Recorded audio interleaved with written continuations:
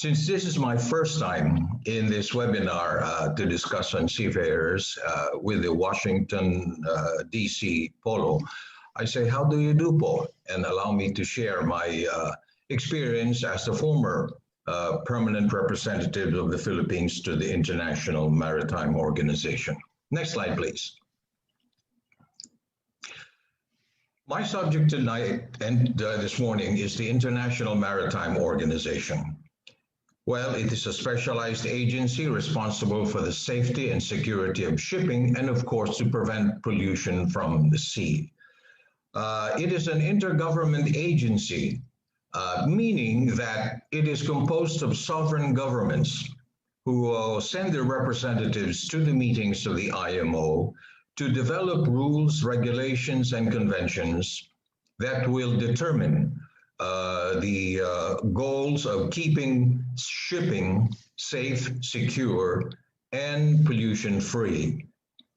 But as a regulatory and enforcement organization, it has to work with a number of actors or NGOs and governments aside from the IMO. And so you have the governments, the Philippine government sits in the IMO, also in the Council, recognized organizations such as the Apostleship of the Sea, which also attends many of the IMO meetings, shipping companies, and shipping personnel.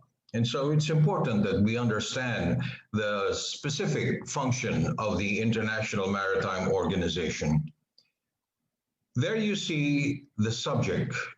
Previous slide, please. Yes, the previous slide. Thank you, with the seafarers. There you can see the subject for this morning's forum, seafarers. Let me deal a little bit more on this. The UNCTAD Review of Maritime Transport 2019 stated that the worldwide population of seafarers in the international fleet is 1,647,500. Most seafarers come from China, the Philippines, Indonesia, Russia, and Ukraine, estimated to be the 5 largest supply countries for seafarers.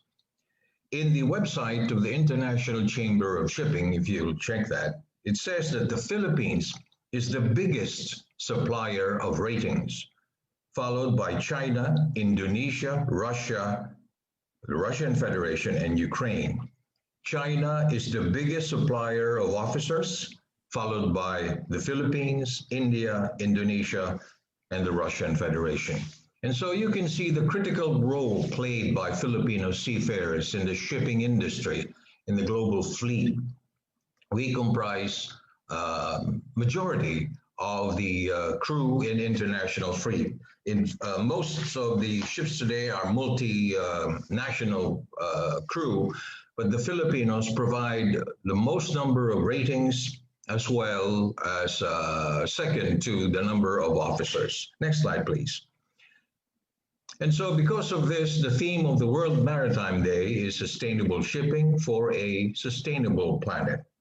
Next slide, please.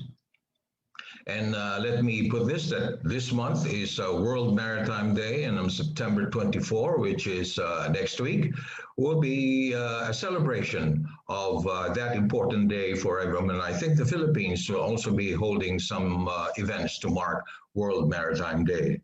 And also for next year is a World Maritime Day theme will focus on seafarers at the core of shipping's future. So again, it underscores the importance of seafarers in the shipping industry. Next slide, please. The IMO pursues its goals of safe and secure shipping and the prevention of pollution from ships by working in line with the sustainable goals of the United Nations. Outlines there all the sustainable goals and how the IMO relates to all of those sustainable goals. Next slide, please. This is the organizational chart of the IMO. The assembly, which currently has 174 members and 3 associate members. It meets every 2 years. the council of 40 members and also meets every 6 months. And the Philippines is a member of the council under Category C. And below that, of course, the Secretariat. And under the council, the assembly, are the different committees and subcommittees. Again, let me emphasize that the purpose of the IMO is to regulate shipping. Government regulates collectively in the IMO, and so they regulate the shipping industry by means of conventions, regulations, resolutions, guidelines, as we will discuss later. Next slide, please. Aside from the IMO, and this is a little bit digressing from the discussion, is also the International Oil Pollution Compensation Funds. It provides compensation for oil pollution. It's an important body in relation to the prevention of pollution from ships.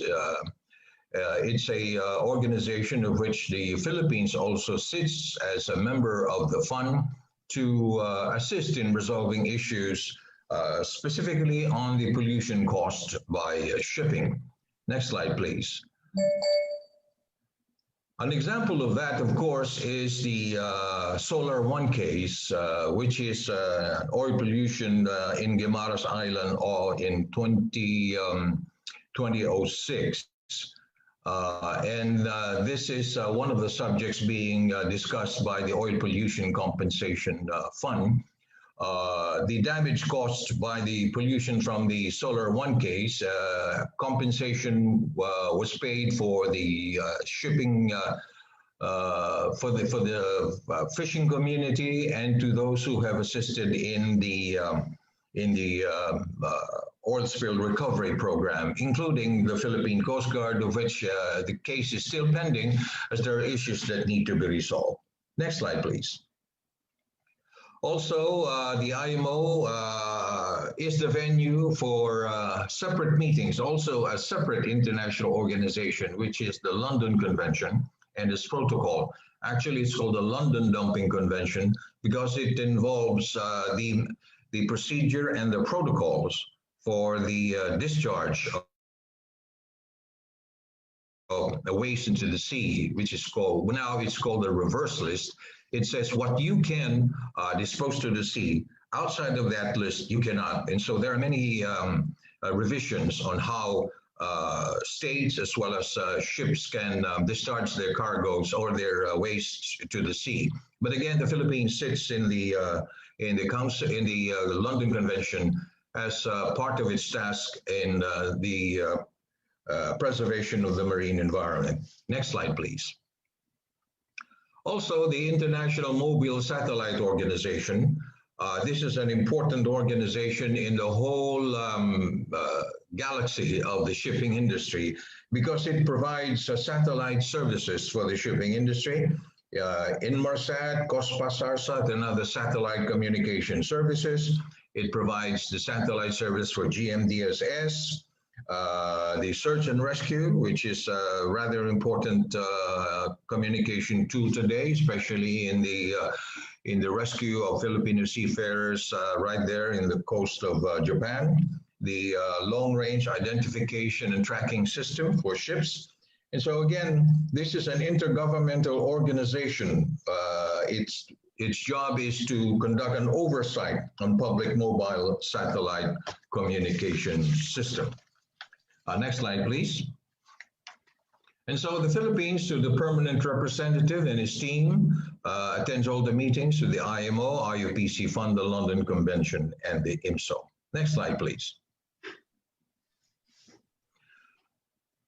Let's go directly into the main issue for today. As mentioned earlier by our friends from the Apostleship of the Sea, today, in this pandemic, many seafarers are affected by this. And so it will be noted that because of this travel restrictions, there are over 300,000 seafarers who cannot be repatriated.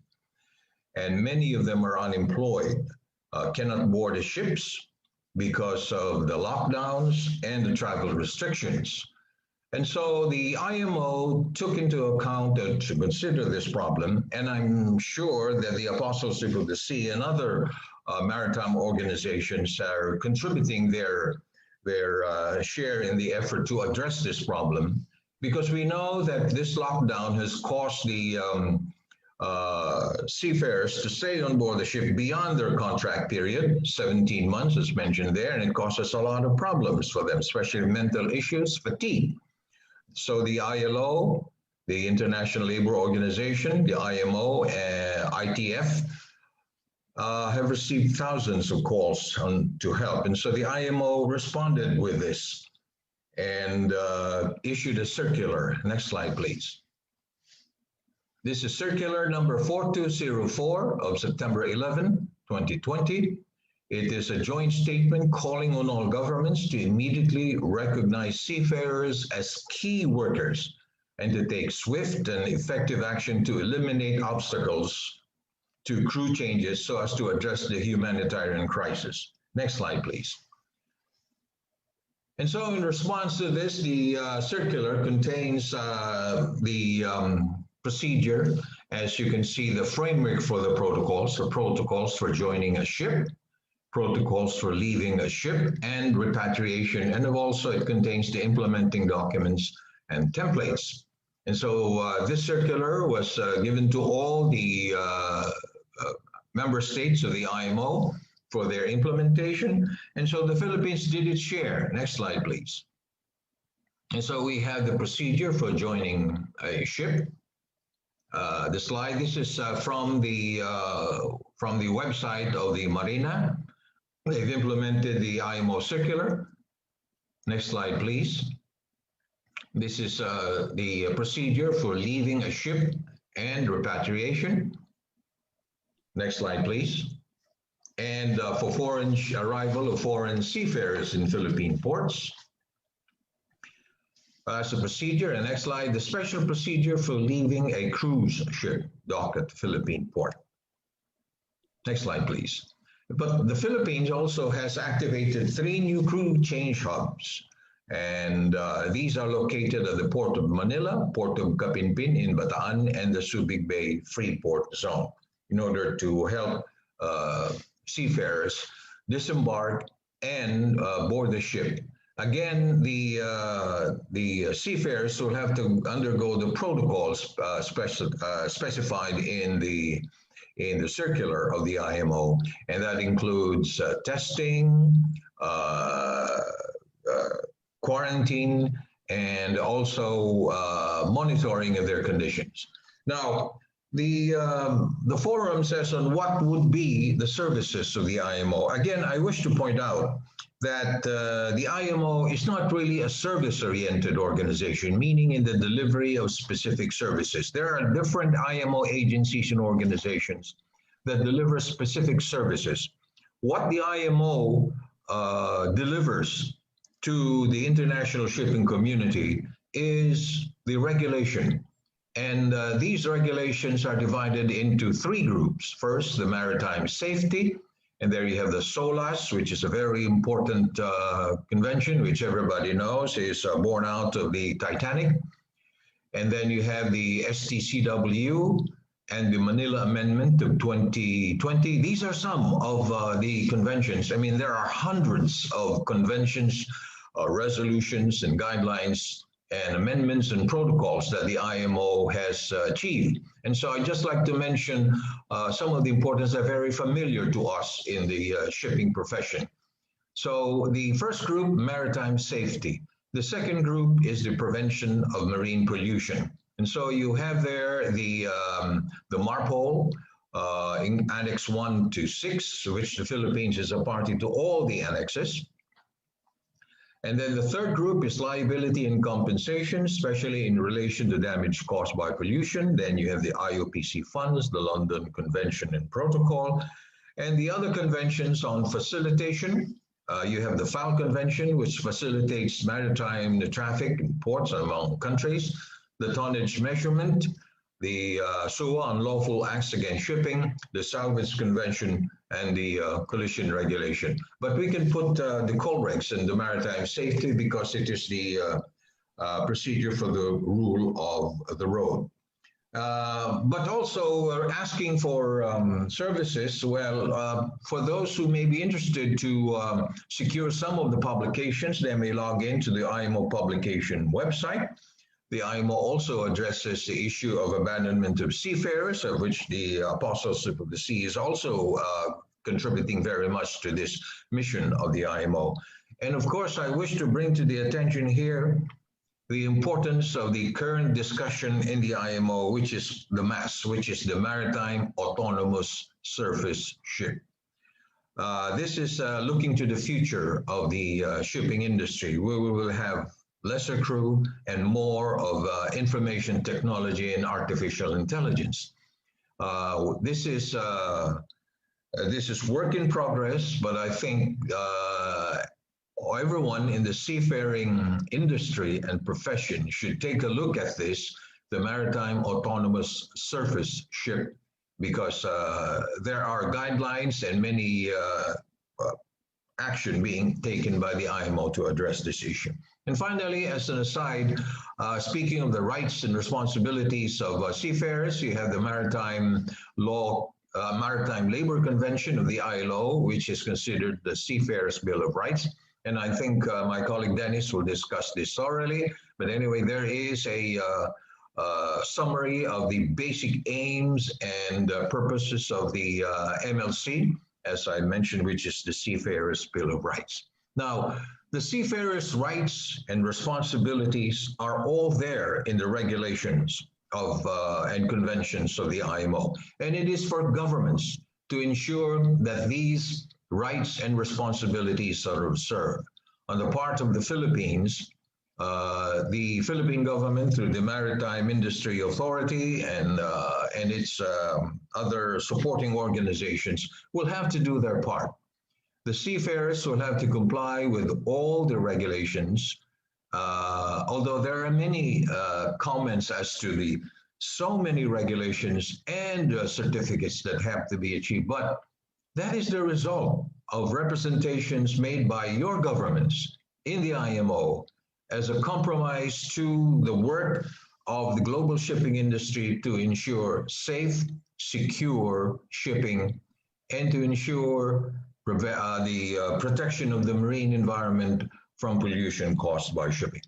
And so with that, I'd like to thank you for doing this quick brief discussion on the International Maritime Organization and related organizations, and I'll be happy to answer questions in the Q&A portion. Thank you very much, and how do you do, Paul?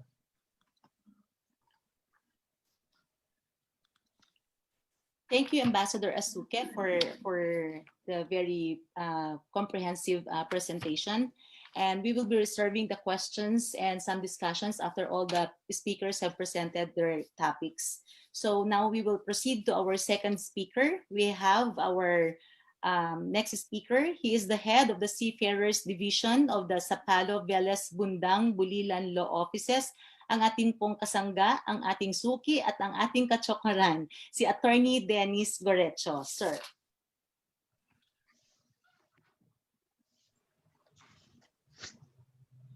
Good morning.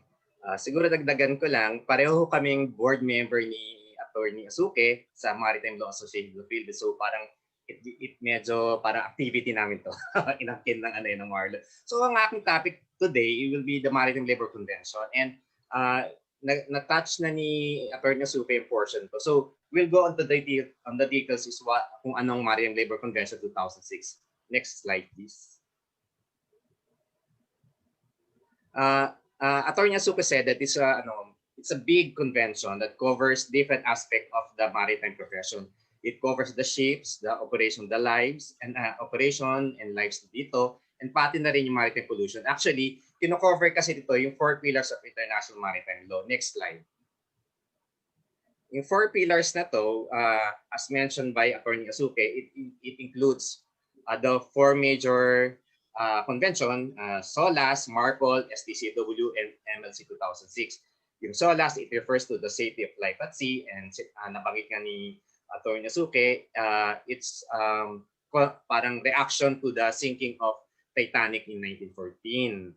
So It sets the minimum safety requirements for the construction, equipment, and operation of merchant ships. And the next convention, yung MARPOL, the International Convention for the Prevention of Pollution from Ships, kino-cover nito yung mga standard for the discharge and cleaning process of operational shipping waste, as well as the stowing, handling, and transfer of hazardous cargoes. And siyempre, ang target nito is yun nga, environmental pollution prevention.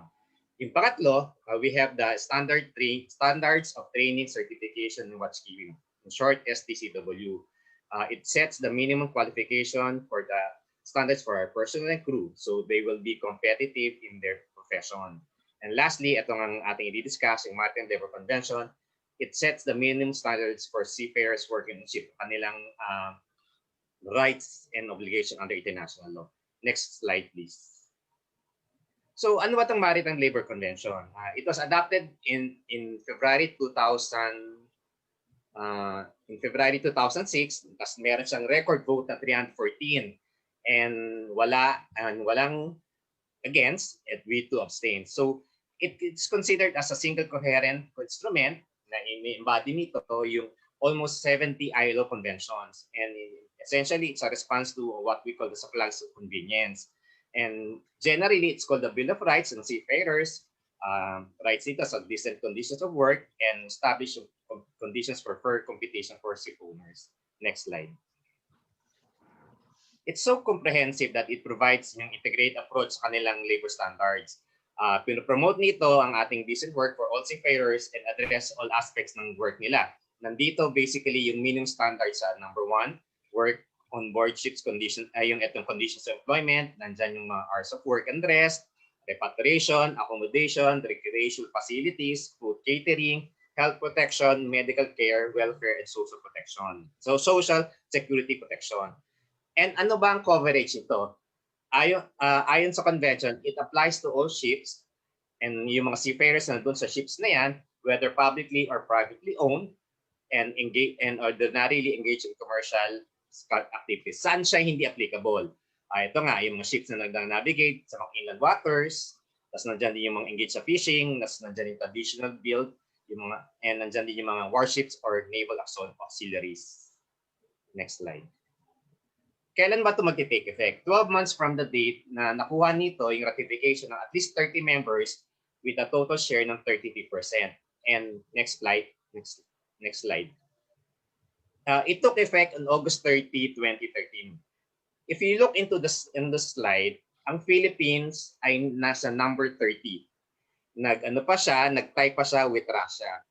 Yung 30 kasi tulad ng binanggit natin kanina, kailangan merong 30 ratifying countries or state. And the Philippines submitted its ratifying document on August 20, 2012. So based on the convention provisions, it will take effect 1 year after the submission of the ratifying document, and it took effect on August 20, 2013. Ang first na nag-ratify ay yung Liberia, August 7, 2000. So parang ilang months after siyang mapas ng IMO, yung convention, nag-ratify agad si Liberia, and sunod-sunod na siya. And marami nga kasi dito, even before ma-reach yung 30 ratifying countries, na-comply na nila yung 33%. Dahil nga yung malalaking countries, yung mga countries na may malalaking volumes of kanilang ships ay nandyan na, yung si Bahamas, si Panama. So, nung nag-ratify yung mga countries na yan, ang hinabol na lang ay yung number of states na mag-ratify, and in Philippines, ironically, even if we were considered as one of the top labor supplying country in sa seafaring industry, we are on the number 30. Kumbaga parang muntik na tayong malaglag sa top 30 ratifying countries. Next slide. Ang maganda kasi dito sa convention na to, mayroon tinatawag tayo the principle of flexibility, like with respect to tripartism, transparency, accountability. It gives the basic right to the seafarers in kanyang decent work, in firm statements, pero binibigay nito sa ratifying countries yung flexibility as how they will implement these standards. Next Next slide. Sa kanilang national law. And basically, ang form nito, articles, regulations, and code. Next slide. Ito yung articles niya. Next slide. And yung regulation portion. Next slide. Ang pinaka ano kasi dito, the most important document that you have to take into consideration when studying the Maritime Labor Convention is yung tinatawag what they call as the Maritime Labor Certificate and the Declaration of Maritime Labor Compliance. So these two documents should be read parang isa siya. The Maritime Labor Certificate is issued by the flag state, that ship that flies its flag, yung naka-register sa kanya, na check ng flag state na to yung labor conditions ng ship na nagko-comply sa national law and regulations implementing the convention. Tapos yung declaration naman ito yung certificate na nagsasummarize ng national laws and regulations implementing yung 14 yung areas ng maritime standards and setting out yung ship owners or operation plans to comply with the convention. Next slide.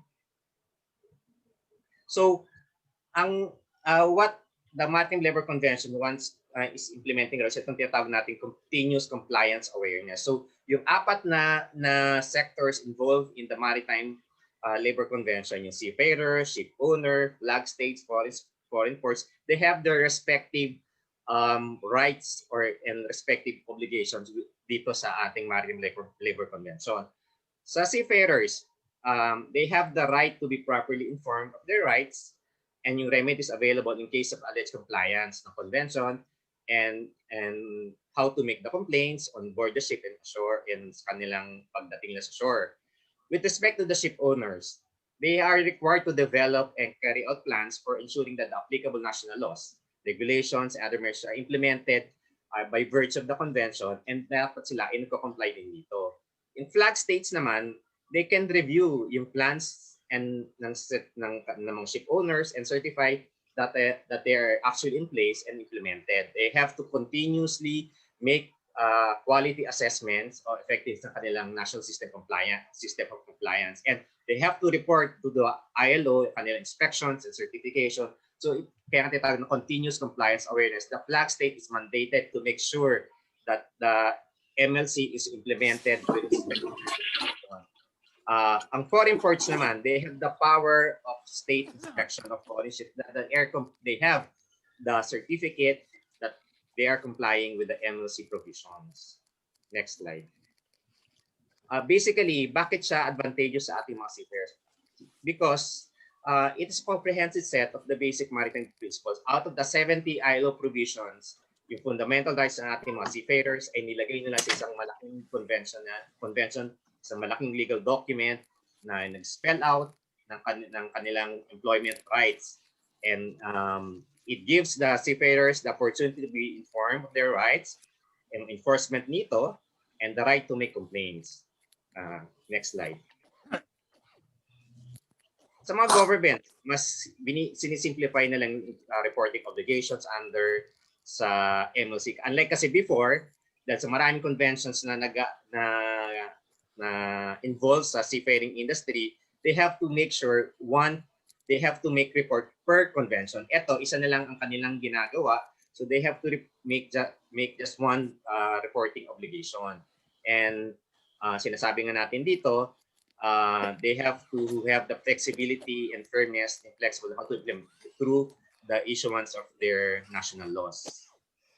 Next slide. Yung ship owners, mas madali kasi rin nilang ma-enforce yung kanilang obligation under sa isang international law. Kasi like before, parang they have to read the different conventions to make sure that it's implemented on their ship. Ito, merong isang malaking convention na nagbibigay na sa kanila ng guide on how to implement, and it makes it can make it can go for a more social responsible shipping industry through the guidance of the Maritime Labor Convention. Next slide. Yung ratification, the countries that ratified the convention, i-require nitong ship owners to put the standards in place before allowing the seafarers on board. So they have to make sure that the countries, yung ships under their flag, will have to comply with the convention dahil they have the right to inspect. Meron ding right to deny yung mga countries na not compliant dito sa mga ships na to through the power of the inspection. Next slide. Ano bang implication nito sa Philippines? Dahil tayo ay labor supplying country, ang Philippines magbe-benefit dito because it will protect our seafarers kahit saan sila pumunta. It will make sure that our seafarers will be given decent conditions of work, yung protection sa unfair competition against substandard ships, tapos yung mga benefits ng nakasulat sa Maritime Labor Convention. So, since tayo ay na-ratified na rin natin to nung 2012, so we are benefiting from the provisions of the Maritime Labor Convention. Next slide. Ang isa sa parang general principle kasi international law, if you ratify international document like treaties, yung conventions, you have to translate it into to your local law. And right now, next slide, we have the pending Magna Carta for Seafarers. We have pending sa Senate and we have pending sa House of Representatives. Actually, ilang Congress na rin na file itong Magna Carta pero hindi siya nagmamaterialize because minsan mayroong mga conflicting interest kasi ang ating mga seafarers groups and the employer. So nagkakaroon ng bottleneck in implementing yung passage ng Magna Carta for Seafarers. Sa ating 18th Congress, itong recently, I am actively involved in the deliberation sa Senate. Yung proponents sa Senate natin, nandyan sina Senators Joel Villanueva, Nancy Binay, Rizal Teveros, and Bong Revilla, and San Angara. South sa Representatives, nandyan sina Congressman Aglipay, Arenas, Angara, Gonzales, Yap, Tulfo, Taduran, Agabas, Mendoza, Lusutan, Espino, and Co. Right now, I heard sa House of Representatives natapos na nila yung kanilang technical working group. So parang for approval na lang yan sa plenary. Sa Senate, we are on the katatapos na namin ng first session ng ating technical working group. And out of the 85 pages ng consolidated version ng mga proposals ng Senate, we are still at the page 15. So mahaba-haba pa ang tatakbuhin ng ating Magna Carta for Seafarers sa Senate. Next slide. When you look into the proposed Magna Carta, it's important to see the declaration of state policy indicated in the proposed Magna Carta ng mga senators natin. It states that the state shall endeavor to improve the Filipino seafarers' working conditions, terms and conditions of employment, and career prospects, and provide them opportunities to harness their potentials to the fullest. The state shall uplift the socio-economic well-being of the Filipino seafarers. And basically, when you look into the different versions, ito ang mga rights na naka-state doon, yung just terms and conditions of work, self-organization, education advancement, training, information, consultation, right against discrimination, free legal representation, access to communication, record employment or certificate of employment, and fair treatment in the event of maritime accident. So now we are just waiting for any update and sa ano na to. So para yung yung slide ngayon sa ilalim niya. Hindi, ito.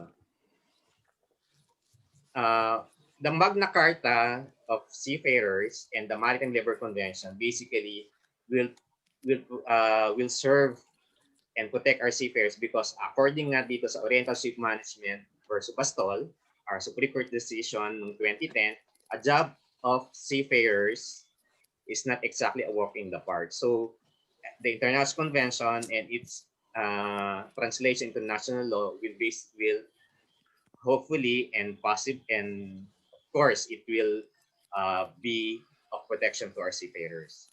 Thank you. And that's our presentation for the Maritime Labor Convention.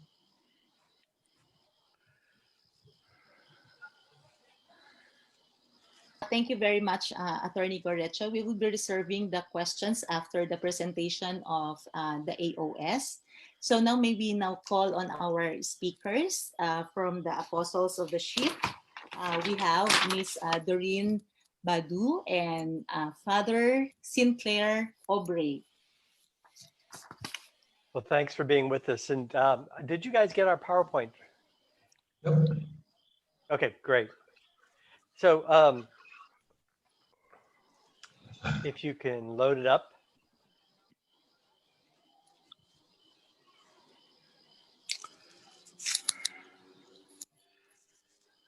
Ah, there we go. Okay.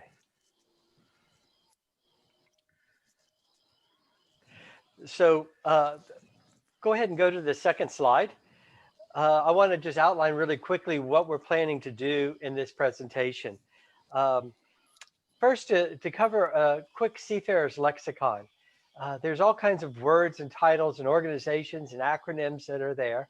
And then where a seafarer can find assistance, because one can find that assistance either in a local area, a national level, an international level, and then we'll hold for questions as the group comes along.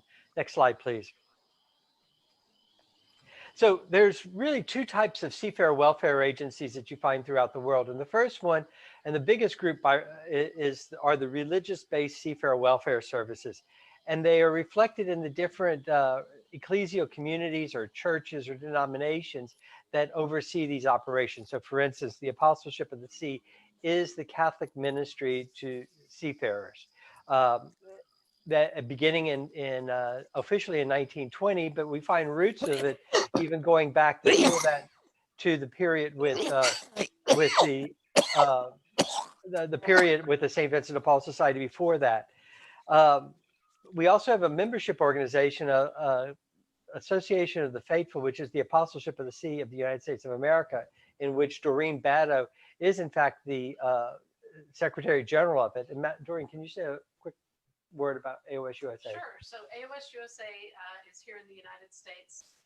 We have members, however, from all over the world, primarily as our cruise ship priests. We serve many of the cruise lines, providing priests on board so that they can provide mass on board, not only for the passengers, but very specifically for the seafarers on board.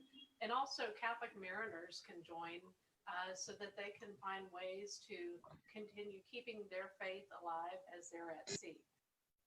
Yep. So, and then it's not just the Catholics that are doing that. In fact, if anything, we were late to the party, because early on we find with the German Lutheran Seamen's Mission and the Episcopalian Anglican missions to seafarers were much more engaged in this ministry decades before we seriously got started in it. But there's also the Southern Baptists here in the United States are engaged in the Port Ministry International.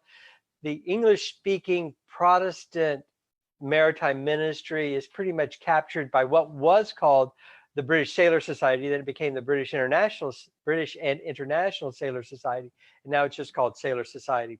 And then we find among the Scandinavian Lutherans, Seamen's churches. And so you have a Norwegian Seamen's church, a Danish Seamen's church, a Finnish and a Swedish Seamen's churches. And that sort of captures the collectivization of these different religious-based seafarer welfare organizations. And then there's the connections on the local level to these national and international bodies. Next slide. Yeah, thank you. On the other hand, there's also a number of secular seafarer welfare services. One that I work very closely with is United Seamen's Service. It was founded in 1943 by the U.S. Congress, and it has about 7 or 8 seafarer services, usually where you have a combination of U.S. Merchant Marine and U.S. Navy. So Okinawa, Diego Garcia are just to name 2 places. I believe there used to be one also in Manila as a United Seamen's Service Club. There's a Swedish Seamen's Service, the United Kingdom's Merchant Navy Welfare Board of Great Britain, and then also Seafarer Welfare Association of India. And there may also be others, but these sort of hit some of the top ones there. Next slide, please. On a regional and international level, for instance, here in North America, we have the North American Maritime Ministry Association, which helps coordinate and bring together the actions of our seafarer centers, whatever the Christian background from which they come from. We gather together annually, and also our General Secretary, Jason Zeidema, works very hard to both participate in these different activities that are going on, international Zoom calls, conversations with the International Transport Workers Federation and the ITF, or the ICS, and the other shipping bodies that are there. On an international level, it is the International Christian Maritime Association. So it brings together these groups. The North American Maritime Ministry Association collects the local groups, and then it sits at the table with the International Christian Maritime Association, which they just held a major convention and conference in Taiwan last year. And then finally, these Christian organizations with non-Christian, non-religious based welfare associations and other groups like the ITF and the International Shipping Federation sit together on the International Seafarer Welfare and Assistance Network. And so that should be enough letters and acronyms and names that are there. But basically what you have is a structure that networks from a local port, like here at the Port Arthur International Seafarer Center, literally to London and Geneva at the international bodies there. And that ties all those things together. When we look at seafarers' assistance on a local level, and this is really where the rubber hits the road, and I can't speak of the completeness of the services at every center or the competence of the people who are at that center, but these are the things that we do at the Port Arthur International Seafarer Center, and are generally what's done everywhere. But sadly, we can't guarantee that every Seafarer Center is going to be as active as other Seafarer Centers are. So the first thing on my list is, and the reason that these things are founded on Christian churches and ecclesial communities, is the religious, spiritual, and sacramental ministry. And I really want to make a stress, because as a Catholic priest who says Mass on board ships and then brings communion to the ship and the sacraments of reconciliation, I think there's beginning to be a growing disconnect between the seafarer's expectation and what the services are really offered. And so often, I don't know if the seafarer even thinks about that he could have religious services on the ship. He knows he can call the Seafarer Center and go to Walmart. He knows he can go to Best Buy. He knows he can go to, one of our favorite ones is the lingerie store, Victoria's Secrets, man. When they get ready to go home, they're going to Victoria's Secrets to pack up something for their wife, their girlfriend, their mistress, whatever the category may be at that point. But the idea that they're actually can come to the Seafarer Center and say, hey, van driver, hey, ship visitor, nobody has said Mass for us in 3-4 months. Can you get a priest? And in fact, there's usually priests and permanent deacons that are connected, and other ministers also. We've assisted Muslims to get to the mosque. We have assisted Greek Orthodox captains and chief mates to get to the Greek Orthodox or the Orthodox churches. So we will assist in whichever way is capacity. But I think this religious dimension is getting lost. Transportation for seafarers. So here locally, certainly transportation for seafarers has been less because of COVID, though we are beginning to see the resurgence of it, not just for our U.S. seafarers, but now foreign seafarers are allowed off. Sometimes it's their own company that will not allow them off, but more and more we're very pleased to see that seafarers are able to access here shore leave, at least here locally and in the United States. But that's a very important thing that we try to help facilitate. Sometimes there are issues with particular facilities, and so we try to break through those barriers to make sure that the seafarers are able to receive that shore leave. Another very important thing that we provide is facilitating communication with their families and loved ones. We always ask, have you spoken to your wife today? Have you had a chance to contact your parents? What about your kids? And we really push that. And in fact, when we're in our vans, we have hotspots so that even when we are bringing seafarers from facilities that are much further away, they can already be communicating for free online in the vans. So we want to still be able to talk to them, but we also know that time with free Wi-Fi access is very important for them. Our centers are all have free hotspots and free internet, but also during this time of COVID, we are bringing the hotspots to the ships so that even if they're not allowed off of the ship, we will leave the hotspots on board for about 4 hours, and then we'll go back and get them. But we're also letting them know that we can post letters for them. Right now, we are doing a lot of shopping personally for the seafarers, not shopping for the ships so much. But starting in March, we were finding that there were seafarers who just needed, you know how it is, you want that comfort food, you want snacks when you're stuck, when you're quarantining at home. Well, these guys are the same. When they're on board the ship, they're wanting to get some special little snacks, but also they're wanting to get some gifts to send home to their families, since they're not able to go home. And so we've been doing really, thousands of dollars on our shopping trips for individual ships.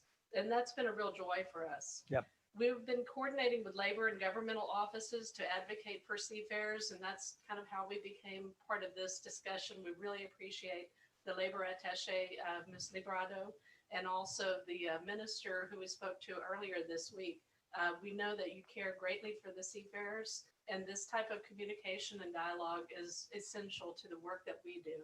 I'd like to add to that the fact that we have invested literally years of time building relationships between ourselves and the Coast Guard, ourselves and the Custom and Border Protection people.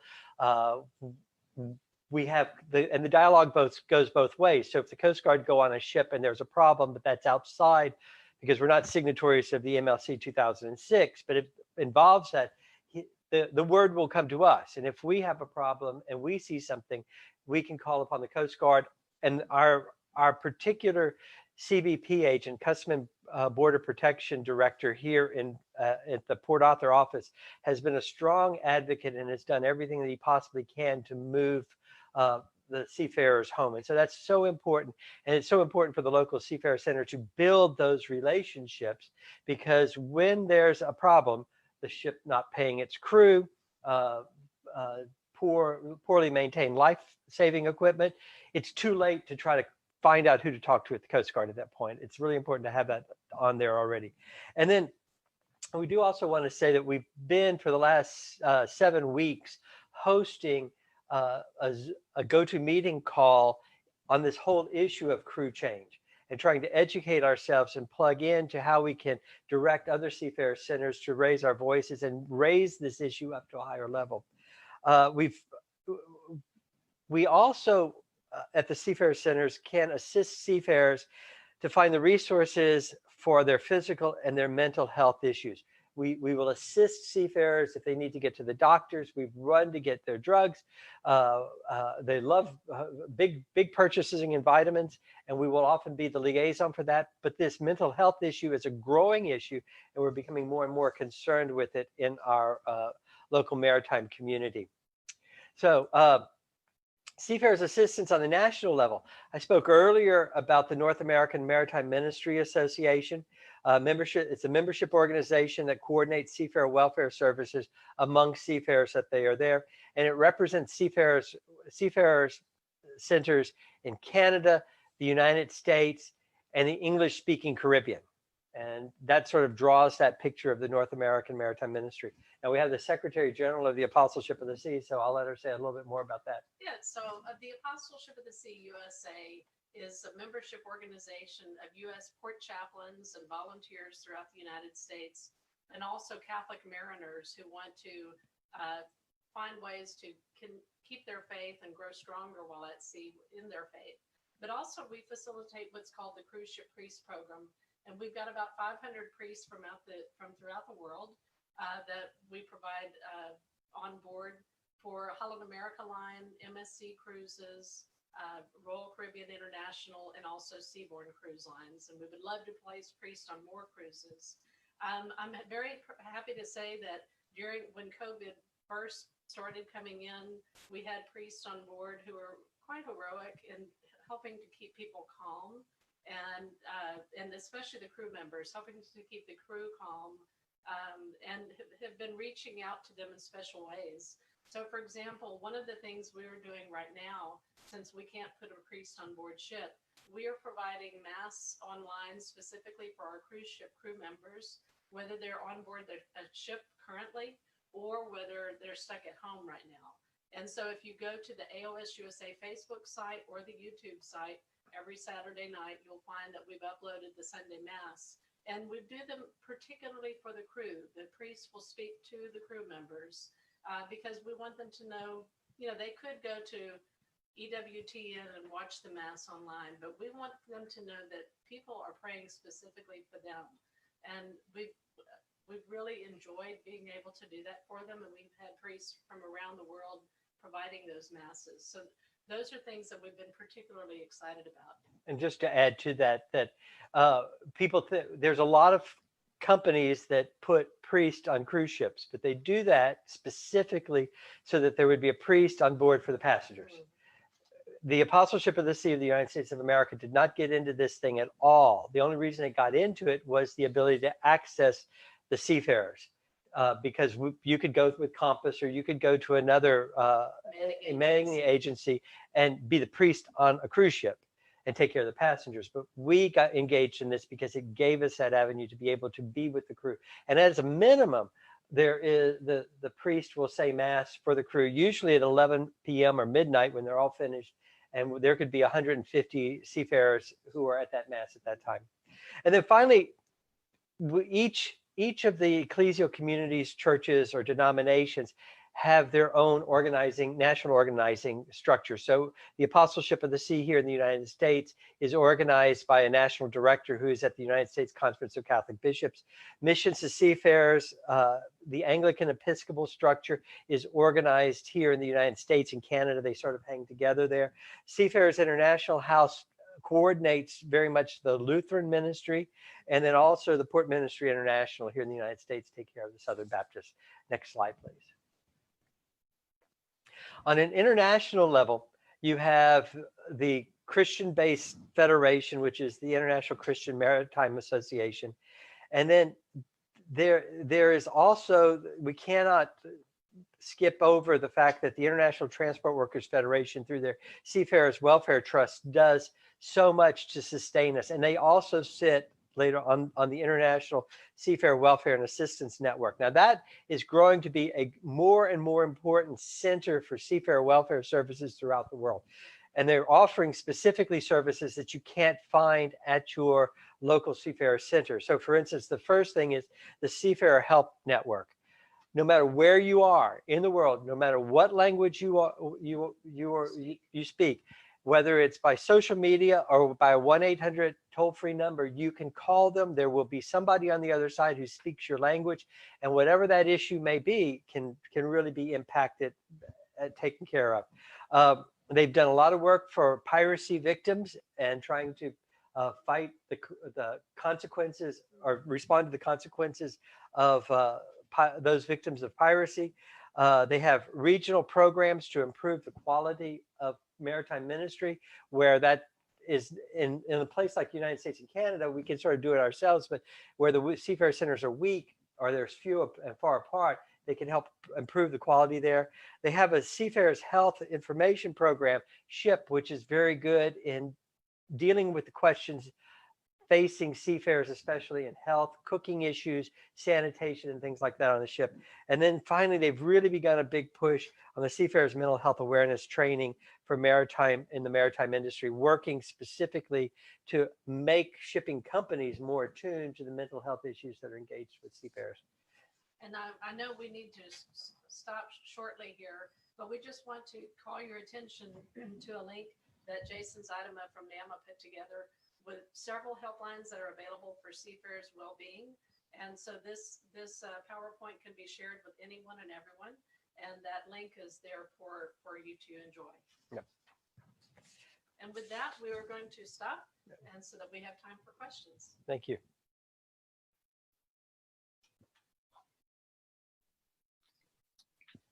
Oh, thank you very much, Ms. Doreen and Father Sinclair. We know that AOS have been really very helpful to our seafarers, and for that we are truly very grateful to your ministry. And so we shall now proceed to the questions.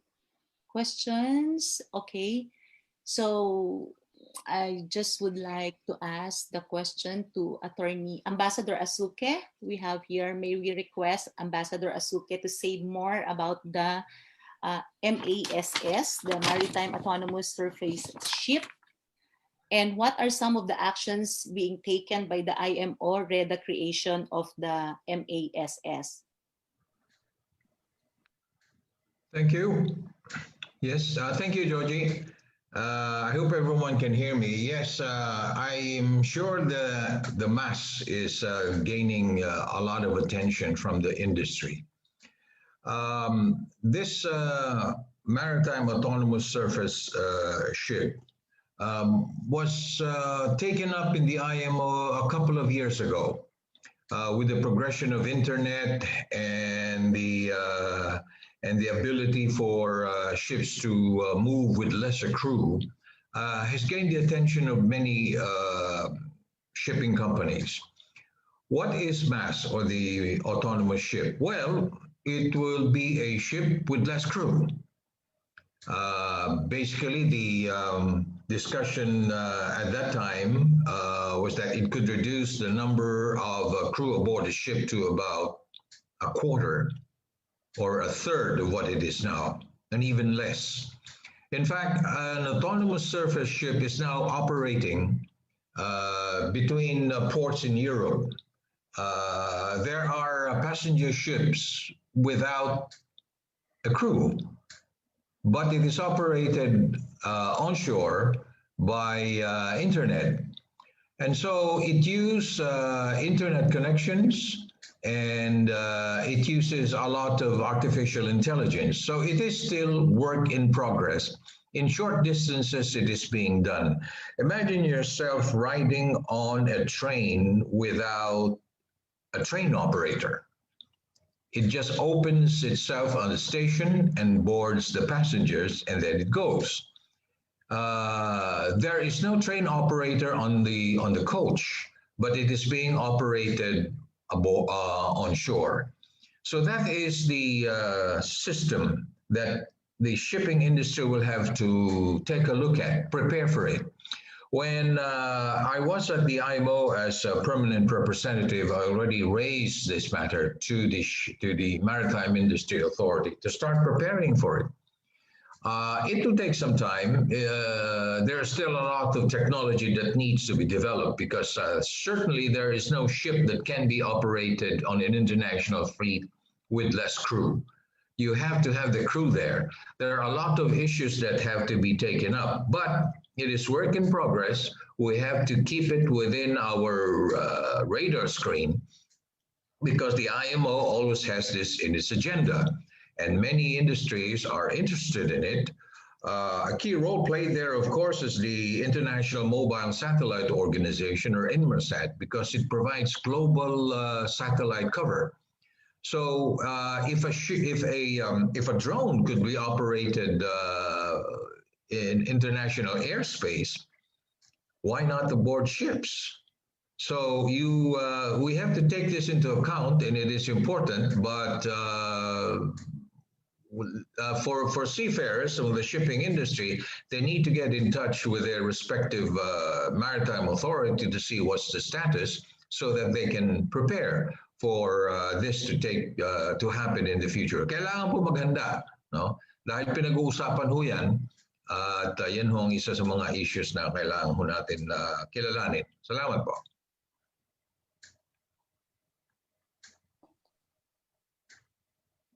Okay, thank you, Ambassador. So we proceed to our next question here. What interventions can IMO make in cases where there are concerns raised by seafarers stranded in foreign shores or docked in foreign posts in a country which is not signatory or party to the Maritime Law Convention? Yes, is that addressed to me, Georgie? Yes, sir. Yes, sir. Okay, That's a thank you. question from our labor Well, you attaché. see, assistance to seafarers is embodied in many IMO conventions. What with the seafarers, I can only speak in the case of the Philippines because having served as consul general in some posts, the first thing that the seafarer will do is have to really to get in touch with the labor attaché or the apostleship of the sea or NGOs, the ITF. They can assist. The IMO has a program on abandonment of seafarers, and there are regulations and guidelines on how flag states and port states should assist abandoned seafarers. But in the case of the Philippines, the first step would be to link with the labor office in the port because do not be afraid to speak with the labor office. In fact, the labor office is afraid of you if they don't act quickly. You know the work ethics of diplomats, DFA and the Polo have changed a lot because it's more really addressed to public service because there is a law that requires us foreign service officers, labor attaches, to deliver the services. And we cannot be remiss in that. So for seafarers who need assistance, please approach your labor attache and they will assist you certainly because they are required by law. If they fail in that work, that is a problem for them and not for the seafarers. So if cases of abandonment, there is assistance in the case of the Philippines, and there are NGOs to have that. There are, of course, you need to approach your own manning agency to assist you on what to do with that. Of course, we're addressing many issues in cases of abandonment of seafarers, especially for ship owners who abandon their ship in port for many issues, especially on the financial. But certainly the assistance of government is important. The IMO is not the one that will assist you directly. It is the government because the flag states or the maritime industry authority of the specific country is the one responsible. The IMO can provide guidelines on how this should be attended to and resolved quickly because IMO, ILO are all concerned with the welfare of seafarers. Thank you. Okay, sir, we have a follow-up question. Okay. How many are being projected to be displaced because of the mass? Yes, it's work in progress. You know, this is theoretical because while planes, drones can be operated internationally, it is not yet applied on international fleet. On short distances, yes. If you go to Europe, there are services being done without a crew, right? But they are short distances. So it already tells us the impact of this in the shipping industry. We don't know. The IMO is still studying it. In fact, when this was taken up as a permanent representative, I raised the point there during the discussion on this in the Assembly as well as the Maritime Safety Committee. They have the welfare of seafarers because while you have artificial intelligence and internet, there has to be a human connection to this. But if you have the human connection, there's also the question of human error or human faculties. But that is addressed by the IMO in terms of crew welfare, the rules and regulations on rest. But there has to be a crew in the ship if the mass will ever have to be implemented. But it's still a long way to go. Unless someday we'll be surprised. I hope we're not surprised with this in the same way that we're experiencing now globally. Okay, thank you, sir. I think we have some of our seafarers who would like to ask questions. May we ask Mr. Paul Babiera, then to be followed by Maya after Paul. So Paul? Hello, good evening, everyone, and good morning, Philippines. My name is Paul Babiera, and thank you, Ala, for introducing me. So anyway, I was able to connect with Polo-Washington, D.C. A few months ago when we were still in West Palm Beach, Florida. So anyway, what happened was, before I start my questions and concerns with regard to the welfare of the seafarers, I would like to thank the apostleship of the apostleship of the seas, rather, for helping us. We were the ones whom you sent help a few months ago, like I think it was June or July. You were able to send us care packages, and I would like to thank you for that. And with that as well, hello, can you hear me? Hello? Yes, we Yeah. can hear you. Oh, okay. All right. I would like to connect with you guys later, perhaps if you could give me your contact information so that we would be able to talk more, because I was able to establish a group here on Facebook, and it has grown exponentially over the past few days. I started with 80 and now it's over 1,000 already. So technically our concern is obviously financial, because we were displaced for 6 months already. So I myself personally, I just came home a few weeks ago from the US. I was locked down for 5.5 months together with my colleagues there in West Palm Beach, Florida, without having any salary whatsoever. So anyway, my concern would be, of course, if we could get some assistance again, or programs that we may be able to roll out for our seafarers and OFWs who's part of the group, and if we can extend help as well here in the Philippines, since majority of us are already here in the Philippines, and because I am actually personally assisting a majority of these people with their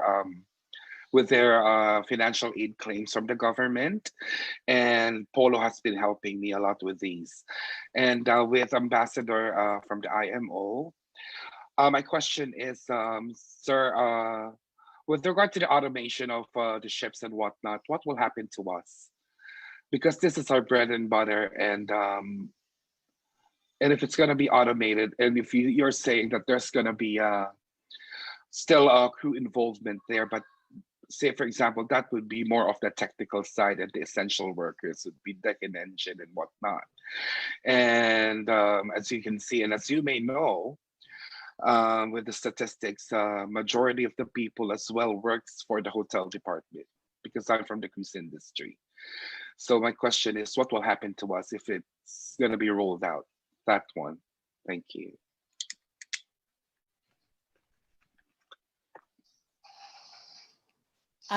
Paul, sinong gusto mong sumagot? Si Ambassador po. Ambassador, Si sa IMO. okay. Yes po.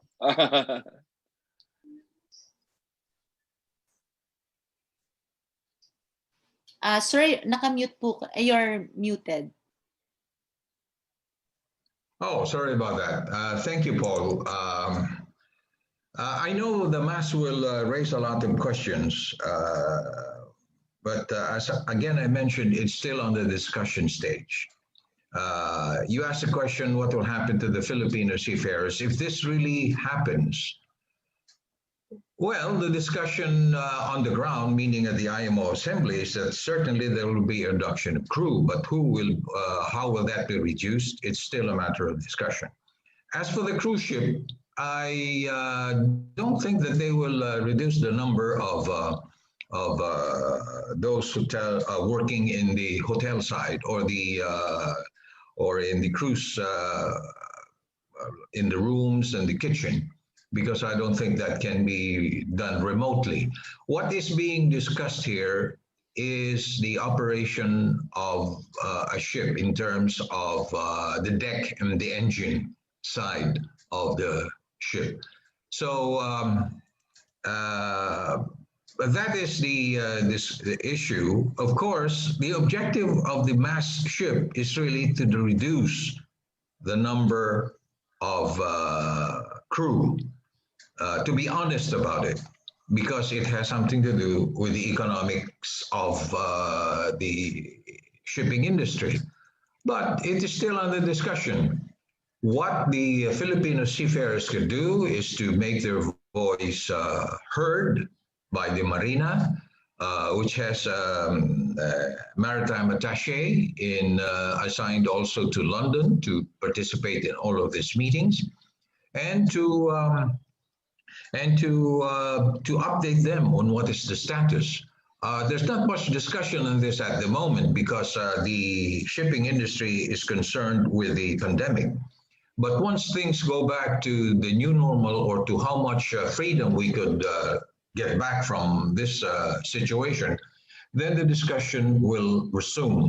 The IMO has rescheduled many of its meetings and has prioritized a number of issues. And I think the mass is, so while still there in the agenda, the discussions will have to be given a little bit of a lesser priority, if I may comment on that. What the Filipino seafarers should take note at the moment, really, is their compliance with many of the IMO regulations, especially in relation to the status of the Philippines as a flag in the STCW whitelist.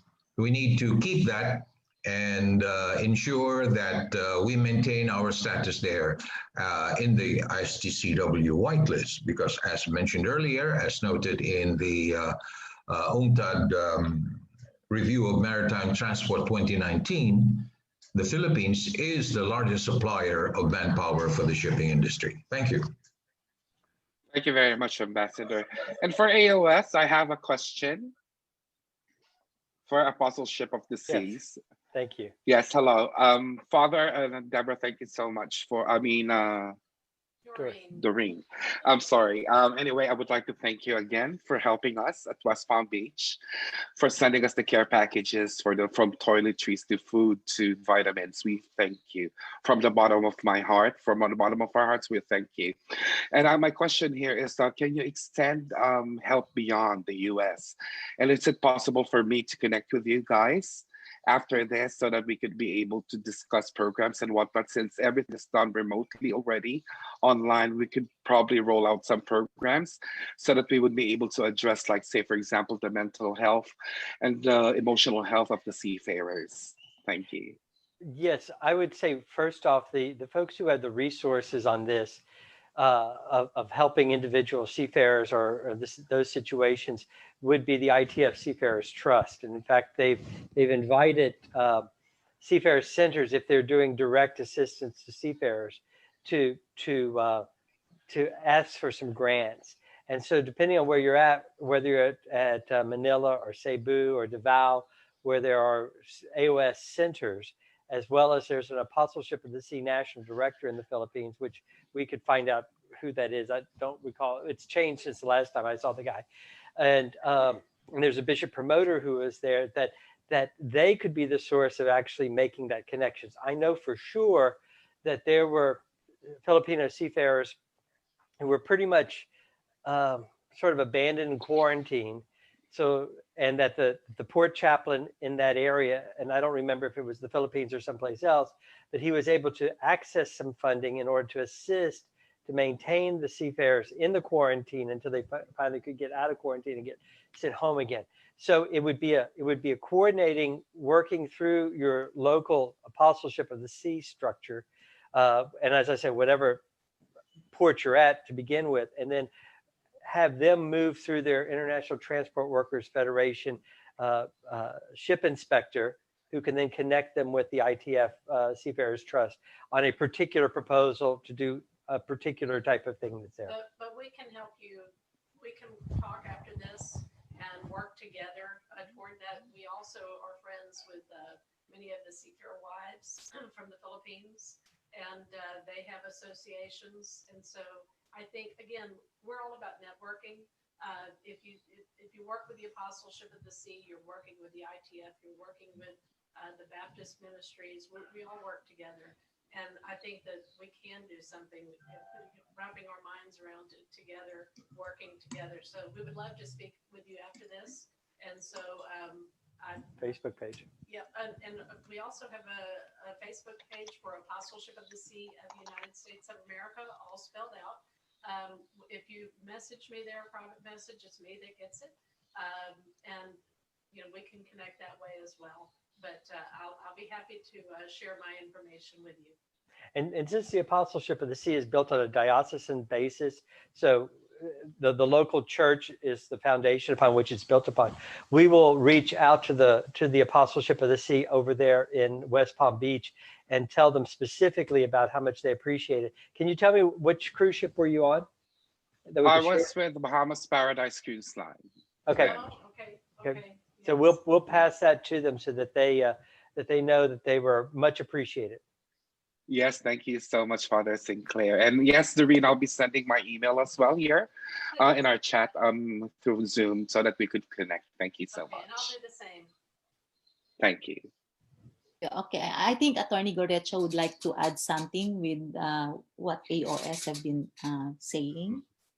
I belong to a law firm that gives legal assistance to Apostles of the Sea Philippines, and as of now, we are busy with the upcoming National Seafarers Day. It's the 25th National Seafarers Day on September 27, and that we started celebrating that day since 1996. It's by virtue of a presidential proclamation by then President Fidel V. Ramos. Every last Sunday of September is dedicated to the Seafarers. The mass all over the Philippines, it will be held as a tribute to our Filipino mariners. And right now, as part of their services, that one of their services to give, I think, financial literacy. And if a seafarer is in financial distress, I think they connect with the different international organizations. I think the ITF Seafarers Trust and is one, or any group that can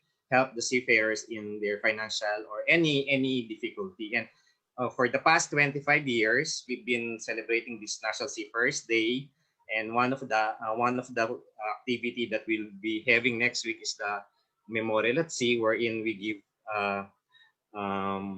ecumenical prayers for those who have suffered in the perils of the sea. And later on, I think we have one who will share something about those who are now involved in the missing seafarers.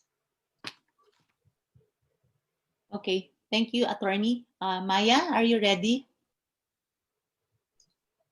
Unmute, Maya. Hi, good. In the Philippines, it's morning, so good morning to everyone. And I thank you for the opportunity to join this meeting. So I am Maya. I am the, sorry, I'm becoming emotional again. I apologize. So I am the sister of Captain Date Adug of the sunken MV Gulf Livestock 1, which went down September 2. No? So the manning agency here in the Philippines is Corpil Ship Management, and the the ship owner is the Gulf Navigation Holdings based in Dubai, UAE. So for the past 2 weeks, we have not really seen an active participation from the ship owners and the manning agency with regard to the assistance for the search and rescue, or perhaps some satellite imagery, or more importantly, to track where the vessel is. Because until now, they have not yet found the vessel. So my question is, for the IMO, what is the role of IMO in terms of in terms of incidents like this? And also for the apostleship of the sea, is there a way the AOS can help us, the families, to pressure the ship owner to do its responsibility? Because as of now, we felt like they turned their backs on their seafarers, no? And what's more painful is that a week after September 2, the ship owners and the manning agency are already reaching out to the families for insurance purposes without even showing us any effort on their part to with regard to the search and rescue of our seafarers. So as of now, there are still 40 missing seafarers. 36 are Filipinos and 2 New Zealanders and 2 Kiwis. No, 2 Australians. See, so I've been writing also letters to our government and also assistance from the Taiwan, China, and the Korea embassies for possible search and rescue within their own waters, because we were thinking that maybe with the expanded search area of the Japanese Coast Guard, nothing has been found. So perhaps they maybe have been pushed forward outside Japan waters. We're just exploring all avenues, but we really want to know if there's a way that the AOS or any other organizations can pressure the ship owners to employ also or conduct the private search and rescue, and maybe some satellite imageries to check on the islands nearby the sinking of the ship. Thank you. Well, thank you for that your statement and your witness. The loss of the Gulf Livestock One was impacted us even in Port Arthur. Yesterday, because a number of the friends of the Seafarer Center had parents that passed away, we actually gathered for a memorial service to pray for them, but we intentionally also prayed for the Gulf Livestock One and their crew, because it touched us, and it touches in a very special way because the El Faro, which was lost on October 1st, U.S. flag ship between Florida and Puerto Rico, it was lost during a hurricane, very similar situations, capsized, and the whole crew was lost there, had visited our port frequently. And so we had relations with the crew members that were there and friends. And so what I can tell you first off is that yesterday we gathered at the Port Arthur Seafarer Center in the Seafarers Chapel and intentionally prayed for all the crew members who were lost and also for their families at that time. So know for sure that all of you are actively in our prayers. We certainly can try to raise this up and pass that to our national director, and even reach out to Father Bruno Ciceri, who has the chair of the Apostleship of the Sea at the Dicastery for Cultural, Dicastery for Integral Human Progress, that we can pass that over to him and give that information. And also to the ITF. The ITF is often the one that is one organization that's often working on these types of cases, and they will be our go-to organization for this as well. Yeah, and I hope very much that, because one of the foundations for the Maritime Labor Convention, and one of the gentlemen, Joe Cox from the United States, who was essential into developing the Maritime Labor Convention, was that there's a substandard group of shippers that sort of exist at the bottom. And the question is, we can certainly say when Tote lost the El Faro that they were right there and doing everything they possibly could, including searching for the ship at the bottom of the Caribbean.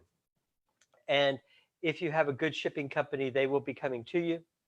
If you have a substandard shipping operators, which with as a fax machine in some city, that becomes much more problematic under international flag shipping. So that becomes, if the company doesn't care, if it doesn't have any integrity, it's really hard to sort of move them. And I just hope and pray that this is a company that has that kind of integrity. But I have shared my contact information. I have shared my contact information on the chat. Please take my information and let's talk some more, because I could get some details from you that would really help us to follow up with this. And I'm so sorry for your loss. Thank you so much. Thank you so much, Father Sinclair and Mr. Lee.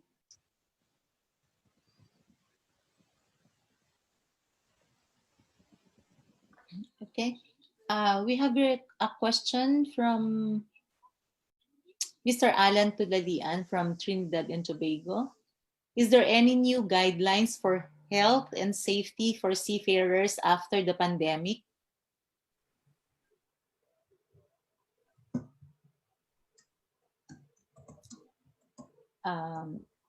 I can just say from our side, we are watching the national stuff. We're watching what comes out of the IMO or the United States Coast Guard.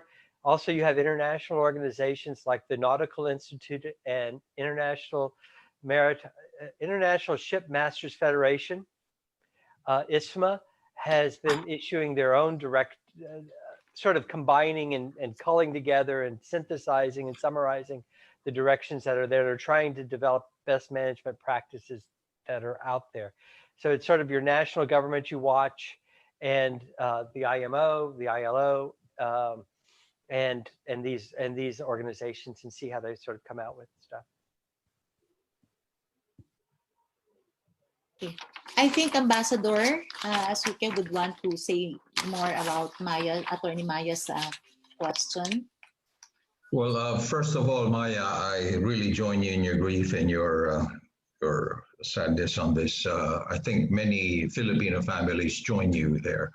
I'd also like to join Father and Doreen and the Apostleship of the Sea in their prayers. Our hearts really are affected by this, especially those in the seafaring profession. You know, every time you're asking me what the IMO can do, but every time I speak to students of maritime schools and to those who want to enter the shipping profession, I always begin by citing a quote, which I think is quite challenging. It says, "Whenever I look at the sea, it reminds me of those it has taken away and those it has left behind." And we are in this situation now. Shipping is a very risky profession. Just imagine yourself working on a metal structure floating on the sea. It's risky. The risk is larger than if that structure was on land. So the shipping industry profession is a risky business, and the task of the shipping industry, the IMO, the NGOs, the labor organizations, is to manage that risk. In the context of the IMO, the job of the IMO is to provide guidelines for member governments, because they are the ones who will implement this. In the case of the Philippines, it's the Philippine Coast Guard and the Maritime Industry Authority that will attend to the welfare, and of course to the Department of Labor and Employment, POEA, will have to look at the welfare of seafarers, because there is a law, the Migrant Workers Act as amended, that mandates the DFA, the DOLE, and all agencies to be hands on deck for the welfare of seafarers. Now, in terms of the rescue for the crew of the ship that sank off the coast of Japan, let's not forget also that we have a situation of the Virginia Wood that happened here in the Philippines, and the crew was never found. And there was already a settlement in that case. Now, you're asking Maya about the search and rescue. You're asking what the IMO can do. The IMO has a search, the IMO is already the Search and Rescue Convention, the SAR Convention. Briefly, it defines the search and rescue region of a country.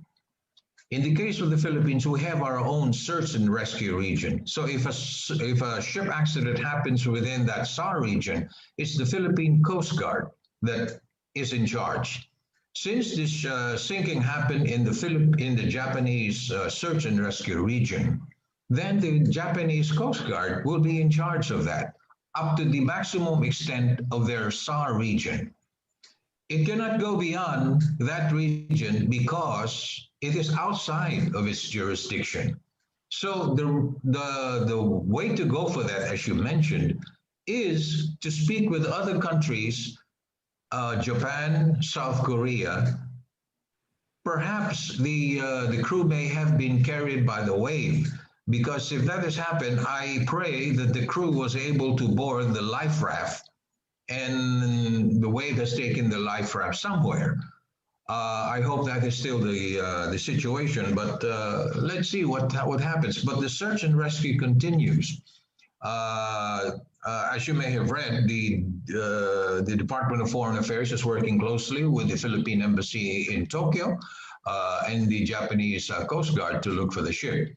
But I think it is the Philippine government that will have to initiate the communication with China, Republic of South Korea, to see if they can cover their own search and rescue region. Japan will only have, I'm sorry, but Japan will have to limit itself for the search and rescue region, unless Japan goes out of its way to speak to the countries to help. But that is not happening, because if you look at the geopolitics of it, China and Korea, there are certain issues that you have to thread carefully for Japan if it involves something involving their neighboring states. So the onus now is for the Philippines to really speak to those countries and see if they can help in the search. The other thing that could be done is for Maya and the others similarly affected to approach the DFA and to ask our permanent mission in the IMO to speak, to intervene in the meetings and to see what can be done in order to help in the search for the missing Filipino crew. We have done this. We've made representations and interventions in meetings of the IMO, in the Maritime Safety Committee, in the subcommittees on the safety of ships. And if you have all the delegates there, especially the NGOs, the Apostleship of the Sea, the ITF, the rescue organizations, they can share their views on how this can be done. So, as I mentioned earlier in the presentation, it is not the IMO that will deliver the service, but the member governments will deliver the service. The IMO, through the collective will of the members, create the regulations, and they are the ones to implement it. So in the case of the Philippines, for the search and rescue, we have to make our own representations with the governments that we think can help us and with the IMO. Thank you. And again, we join you in your concern for the Filipino group. Thank you, Mr. Ambassador. Yes, we actually wrote the ambassadors, respective ambassadors of South Korea, China, and Taiwan. And it was also endorsed by our very own Secretary Bello of the DOLE. And we are still awaiting for the reply, because our request is exactly that they are going, if they could conduct SAR within their search regions. So that was our specific request, and we are still awaiting for the reply. Thank you, sir. Okay, thank you, Ms. Maya. We join your family in praying that in God's time your brother will be found.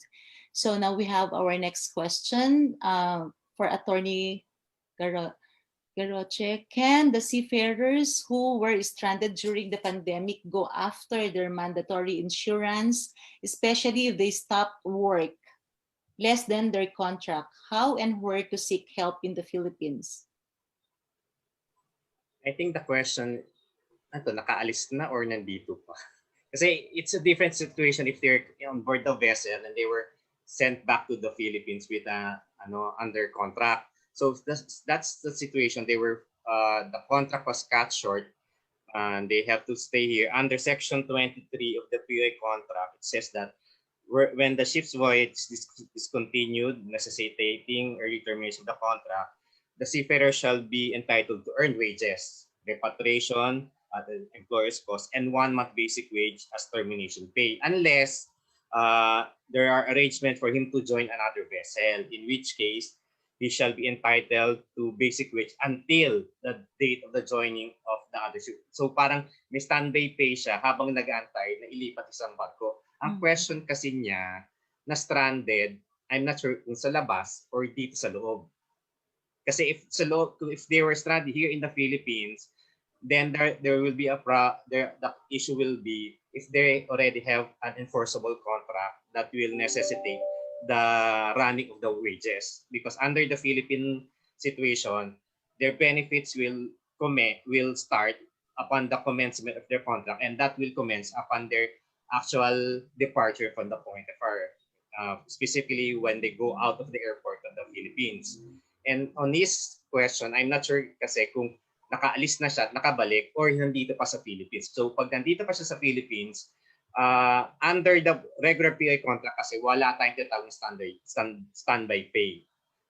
But in under the nakikita kong collective bargaining agreement, there's this provision that once the POA contract has been stamped or the issue na yung OEC nila, they have a standby pay portion of their salary. So if they are covered by the CBA, I think they can run after the standby pay. Pero kung POA contract yan, there's no provision. So they have to wait for the actual departure sa pointer so that they can claim monetary benefits under their contract. So itong mandatory insurance kasi is enforceable lang yan kapag yung actual nag-effect na talaga yung contract. Yun, yung actual departure sa point of fire and actual arrival sa point of fire. So during that time, the provision of the contract will be enforceable, but before that contract and after that contract, there will be a question. There will be a legal question on the enforceability of their entitlement to the monetary benefits of their contract. Okay, thank you, attorney. We have another question from Alan to Lian from Trinidad and Tobago. Before the pandemic, the number one problem of seafarers are the pirates in the sea. What is IMO so far did for this problem? Ambassador? Piracy at sea is one of the key issues in the IMO being discussed. I think our focus on piracy was gained during the piracy in the coast of Somalia. The IMO has came up with guidelines on how to address piracy off the coast of Somalia. Ships were given guidelines on what to do in case they are in the restricted area, in the high piracy area. There were guidelines on placing on board armed guards aboard ships. In the case of piracy in Somalia, I think that has been addressed for the moment, though there are still some remnants of the problem in the area because piracy is more of an economic issue. Right? But off the coast of Somalia, I think that was addressed by the IMO through the guidelines and implemented by shipping companies and flag states. The piracy that we have to look now is, of course, piracy in our waters, in the West Philippine Sea, in the southern portion of the Philippines, right? Piracy, if you'll note, will take place when it is near coast. So we have our problems of piracy in the Celebes Sea, as well as in the West Philippine Sea. This is a matter being addressed by the Philippine Coast Guard, but we know the limitations of the Philippine Coast Guard in addressing this piracy problem. The action now for the region is really to address this trilaterally. for Philippines, Indonesia, where both the Philippines and Indonesia have delimited their exclusive economic zones, and for Malaysia. I think there is an effort by the UN agency to address this problem, and it really needs a trilateral action of the states concerned in order to address the problem of piracy. In the Caribbean, of course, there's also the issue of piracy. But then again, it is a matter for the coastal states through their law enforcement or Coast Guard authorities to address. But in terms of guidelines on how to address it, I think the IMO has issued a sufficient number of guidelines for flag states and Coast Guard authorities to implement. So again, it's for the member governments to do their part in addressing the issue of piracy and armed robbery against ships. Thank you. Okay, Attorney Gorecho, would you like to say something, sir? We've been handling several victims, actually legal claims of victims of piracy. And one of the issues that I always raise in my case is that legal compensation under the PA contract only entitles them benefits if they are physically harmed.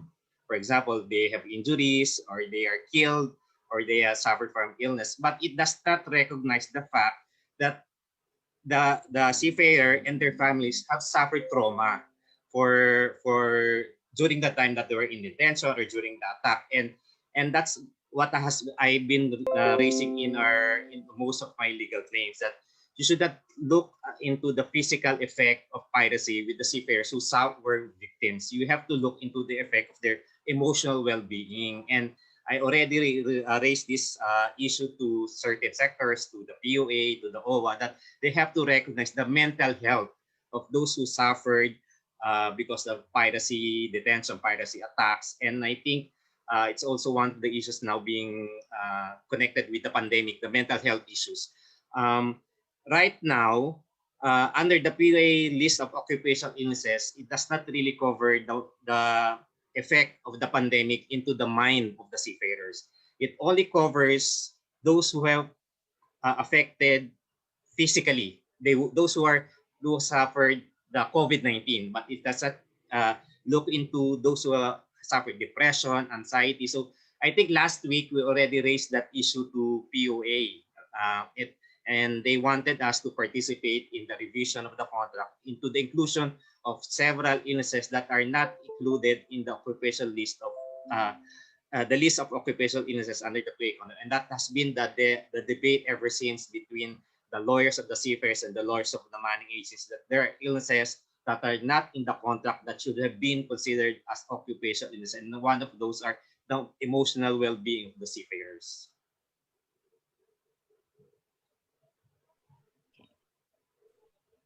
Okay, thank you, Attorney. May I add to that? Yes, sir, go ahead. Yes, I think that's an important point raised by Dennis in terms of the consequence in the physical and mental well-being of seafarers who are the subject of piracy. Of course, shipping companies have insurance against piracy. But the point is it raises the premium, but nonetheless they are covered. But these are the shipping companies that are covered for the benefit of the crew. What is not covered, as pointed out by Dennis, is really the psychological trauma caused by piracy. I mean, Filipino seafarers have been the victims of piracy. We know that for a fact, and the POEA has been handling that together with the DFA. Especially for Filipino seafarers as well as workers, were held hostage off the coast of Somalia during the early stages of this piracy problem, and in Nigerian waters because of problems in that area. So it is something that should be addressed. Perhaps the contract, in line with what Dennis said, has to be reviewed. But the question is, who will shoulder the cost for this? Of course, if you look at the shipping economics, anything that you add in the shipping operational costs will have to redound to somewhere. That will have to be addressed because, to be honest about this, nothing is free in this shipping business, if you add a cost and expenses, somebody has to shoulder that cost, and we have to take a look at it. Eventually, it will have to be the government because it serves the interests of the people. And so POEA and DOLE will have to take a look at that. If we can handle the effects of pandemic on the welfare and the mental health, maybe we should take a look at that aspect for the Filipino seafarers who are victims of piracy. Thank you. Okay, Attorney Gorecho. I just take this opportunity to announce again next week that it will be a very busy week for the Philippines because we will be celebrating our 25th National Seafarers Day. And as I said earlier, it was by virtue of a presidential proclamation by President Fidel V. Ramos in 1996. And every last Sunday of September, the mass all over the Philippines is celebrated, headed by the Apostles of the Sea and by the Friends of the AOS, the other welfare groups. So next week, we will greet our Filipinos. I think this program is in line with the National Seafarers Day, the How to Be You po, the Seafarers playlist. And next Sunday, we will have the mass all over the fields. And most of the centers will be getting in touch with the families of the missing seafarers group of the livestock one. And the theme for this year is seafarers are key workers. You are not alone. You are not forgotten. And hopefully we will be able to pay tribute to our seafarers next week and and every year. Okay, thank you, sir. So, Miss Maya, would you like to? You were raising your hands. You have the floor now. Yes, I would like to thank everyone for the opportunity, and then I know you are joining us in your prayers, especially the missing Filipino seafarers as well as the other four foreigners. So as of now, I'm also still waiting for the replies of the respective embassies of Taiwan, South Korea, and China. I don't know if somebody can help me to follow it up with the embassies, but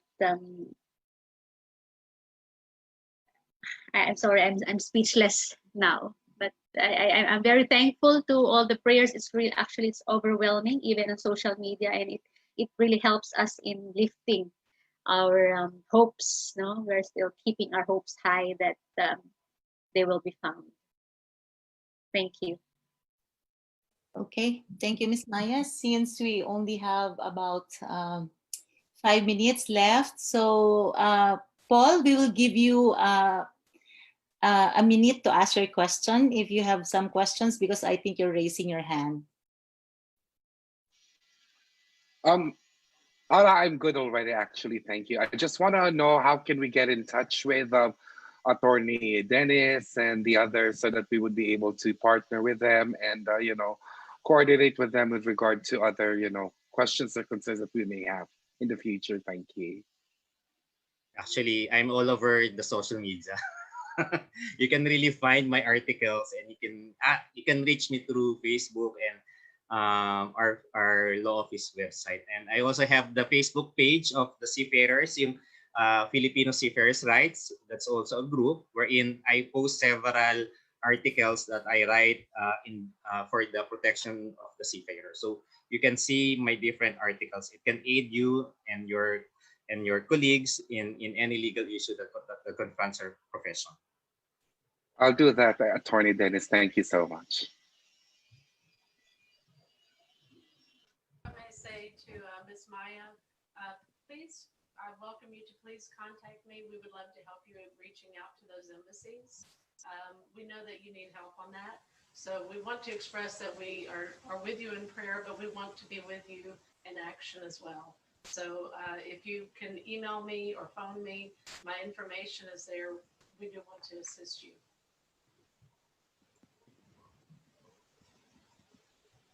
Okay, so if we don't have any more questions, it's time for us to close this webinar, and may we now ask our labor attaché, Attorney Angela Trinidad, to close this webinar now. Ma'am, take it away. Thank you, Ala Joji. The seafarer's job is not a walk in the park, as Attorney Dennis Correcho said, is now much illustrated by the stories of Judge Maya, Mr. Paul Babiera, and some of our seafarers who are present.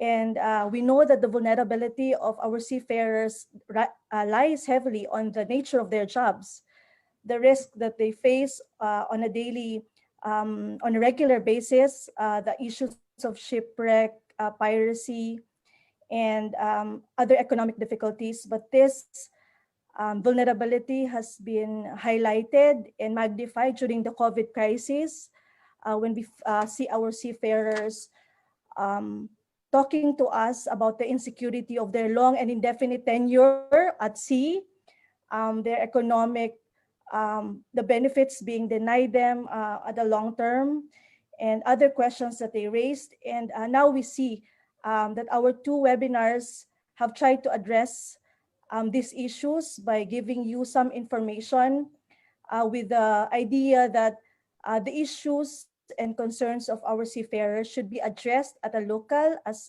the AOS has said, at a local, regional, national, and international levels. This cannot be addressed by one level alone.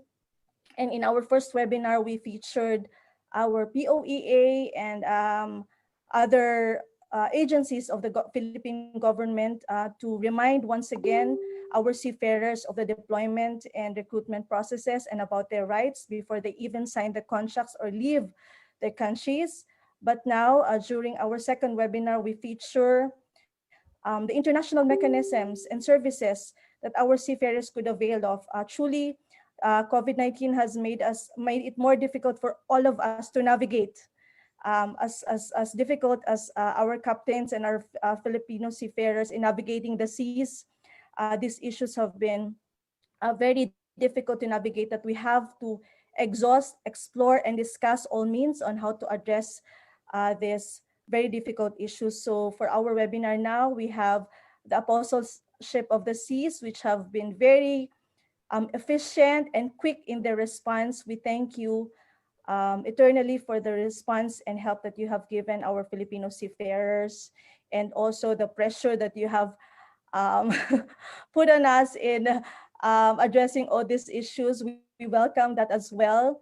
And we have Attorney Gilbert Asuque in also giving us a better view of what the IMO stands for and what it provides to the international community by providing all the guidelines and the pressure to all parties and signatories to different maritime laws and conventions. And we have Attorney Gorecho, who also discussed the Maritime Law Convention. So these are the things that we from the Polo and the Philippine Embassy think are essential in not only promoting our, upholding our mandate to protect our seafarers, but more especially to make sure that we give you the best information and the correct information, because we want to empower you in these times of crisis by giving you all this.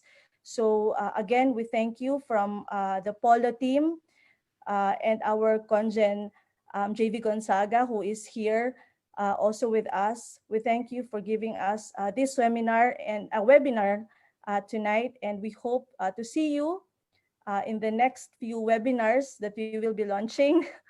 And we thank you for a very productive and dynamic discussion tonight. Before I leave and before we end the webinar, we also would like to thank our seafarers who are with us, and our Filipino community leaders who have been with us in all our webinars. So thank you. Maraming salamat po. Magandang umaga, magandang gabi sa ating lahat. Okay, so that ends our webinar for tonight. Maraming salamat po sa inyong lahat, at magandang umaga sa Pilipinas and magandang gabi sa atin dito sa